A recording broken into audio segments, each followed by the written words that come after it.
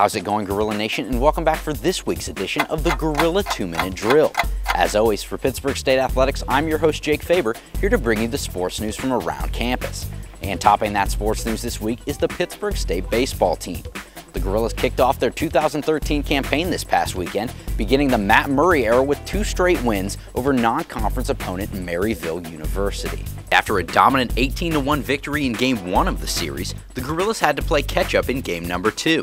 Murray's team fell behind 5-0 early, but scored 16 unanswered runs to win the game. The 34 runs over the course of the series showcased the Gorillas' offensive firepower, with a large amount of it coming from shortstop Evan Thomas.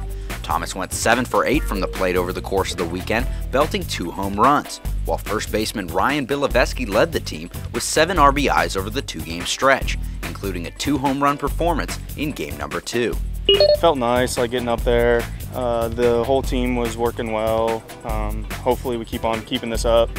Yeah, it felt nice to hit those and everything, but it really wouldn't have happened if the team wasn't there hitting well too. So, it wasn't just mine or anyone's on the team individually. It's the whole team as an effort.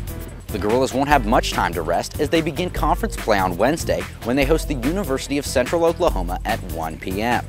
Well, after losing to Northeastern State on the road in late January, Lane Lord and the Gorilla women's basketball team were able to get a measure of revenge this past Saturday when they beat the Riverhawks in John Lance Arena 78-60. Lizzie Geronimus struggled early in the game, heading into halftime with only 2 points, but she, along with the rest of the team, would come out firing in the second half. Geronimus would finish the game with a team-high 17 points, and Lauren Brown would keep pace with her, matching her 17 points and finishing the game just 1 rebound shy of a double-double with 9 boards.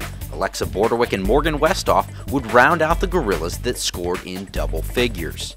And while the Gorilla men's basketball team was able to win their game against the Riverhawks as well, blowing out Northeastern by 30 points, it was Javon McGee who proved to be the story of the game. McGee, who had missed the past 4 games due to a separated shoulder, showed no signs of rust in his first game back. Not only did McGee start for the Gorillas, but he finished the night with a double-double, recording 16 points and 10 boards.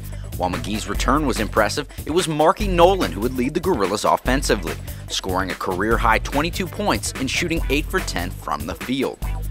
With the wins on Saturday, both the men's and the women's teams clinched spots in the MIAA's postseason tournament. Next up for the Gorillas is Emporia State, where they'll play Wednesday night back-to-back.